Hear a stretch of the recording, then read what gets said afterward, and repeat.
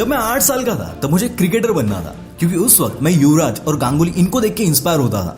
जब मैं 10 साल का हुआ तब मुझे एक्टर बनना था, क्योंकि उस वक्त मैं शाहरुख खान, सलमान खान, ऋतिक इनको देख के इंस्पायर हो रहा था। जब मैं 15-16 साल का हुआ तो मुझे लगने लगा कि यार मुझे फुटबॉलर बनना चाहिए, क्योंकि उस वक्त मेसी और रोनाल्डो मेरे इंस्पिरेशन थे। और उसके बाद जैसे जैसे मैं नई नई चीजें एक्सप्लोर करने लगा, फिर तो लगभग हर 6 महीने बाद मेरा प्रेफरेंस चेंज होता रहा। कभी न्यूज एंकर, कभी राइडर, कभी राइटर, कभी सिंगर, कभी क्या क्या। अगर आपके साथ भी ऐसा ही होता है ना, तो इस वीडियो को कंप्लीट देखना। इसका लाइफ टाइम सोल्यूशन इस वीडियो में दूंगा।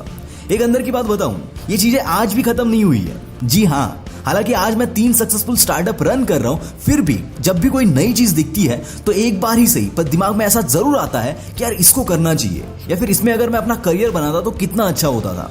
आज भी जब क्रिकेट देखता हूं तो लगता है कि यार क्रिकेटर बनना चाहिए, फुटबॉल देखता हूं तो फुटबॉलर बनने का मन होता है, कोई मूवी देखता हूं तो एक्टर बनने का मन होता है। एंड आई कैन गारंटी ये सब आपके साथ भी होता है। आपको पता है ऐसा क्यों होता है? इसके पीछे का रीजन समझना, बहुत ध्यान से सुनना। आप जब भी कोई नई चीज देखते हो और आपको लगता है कि यार मुझे ये करना चाहिए, it is like early attraction, जो किसी लड़की को पहली बार देखने के बाद होता है। पर यहाँ अट्रैक्ट होने के रीजंस मैक्सिमम टाइम कॉमन ही होते हैं। जैसे कि उस पर्टिकुलर चीज में जो पैसा है वो देख के आप अट्रैक्ट होते हो, या फिर वहां पर जो फेम है वो देख के आप अट्रैक्ट होते हो, या फिर थर्ड एंड लास्ट रीजन, वो चीज आपको बहुत कूल लगने लगती है। आपको लगता है कि वो चीज करने के बाद आपकी इमेज लोगों के सामने एकदम कूल बन जाएगी। मोस्ट ऑफ द केसेस में इन 3 रीजंस की वजह से ही मोस्टली हम किसी नए पैशन से या किसी नई चीज से अट्रैक्ट होते हैं। और इस अट्रैक्शन के टाइम पे हमें पता नहीं होता कि यार इसमें एक्चुअल में कितना स्ट्रगल है। एक एग्जांपल देता हूं, इससे मोस्ट ऑफ द लड़के रिलेट कर पाएंगे। ये सिचुएशन आपके कॉलेज में, फ्रेंड्स के ग्रुप में या फिर किसी पार्टी में जरूर हुई होगी। जब भी कोई लड़का गिटार बजाता था तो मोस्ट ऑफ द लड़कियां उससे अट्रैक्ट हो जाती थी, उससे इंप्रेस हो जाती थी, और ये देख के हमारे अंदर एक आग लग जाती थी कि भाई अब तो मुझे भी गिटार सीखनी ही है।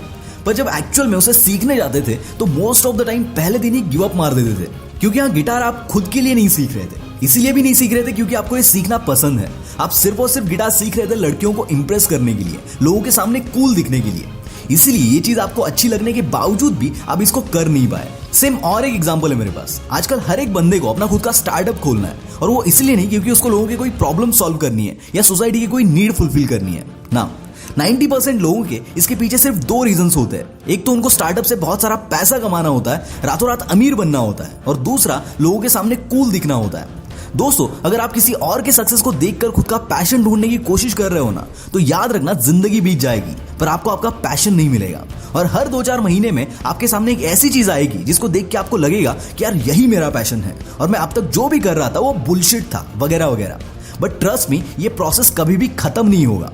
तो सर अब इसके ऊपर सोल्यूशन क्या है? लोगों को देखना बंद करें, उनसे मिलना बंद करें, या फिर जहां से हमें इन सारी नई नई चीजों की अपडेट्स मिलती है उस इंस्टाग्राम को देखना बंद करें?